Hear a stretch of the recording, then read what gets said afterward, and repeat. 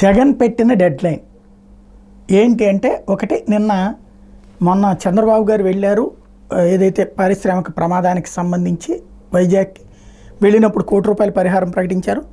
అలాగే తీవ్రంగా గాయపడ్డ వాళ్ళకి 50 లక్షలు, స్వల్పంగా గాయపడ్డ వాళ్ళకి ₹25,00,000 అనౌన్స్ చేశారు. అది కంపెనీ నుంచినే ఇప్పిస్తా ఉన్నారు. కంపెనీ వాళ్ళు చనిపోయినటువంటి కుటుంబాలకు ₹1,00,00,000 సంబంధించిన దాంట్లో మేనేజ్మెంట్లోని గొడవలు నేను వెళ్ళే చెప్పేసి ఉన్నారు కాబట్టి అది ఆగిపోయింది. అయితే చివరిలో జగన్మోహన్ రెడ్డి వస్తున్నారని తెలియగానే వెంటనే గట్టిగా ప్రెషర్ చేశారు. ₹1,00,00,000 చొప్పున వాళ్ళకి కాంపెన్సేషన్ సంబంధించి చెక్స్ ఇచ్చేశారు. మిగతా వాళ్ళే ఇవ్వలేదు.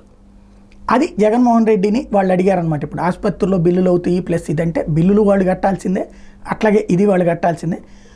వీళ్ళకి 3 వారాలు చూద్దాం, ఒకవేళ 3 వారాలు కనుక ఇవి రాకపోతే నేను వచ్చి మీ తరపున ధర్నా కూర్చుంటానని ప్రకటించారు. అంటే 3 వారాల లోపు ఈ సమస్య పరిష్కారం కావాలని డెడ్ లైన్ పెట్టారు.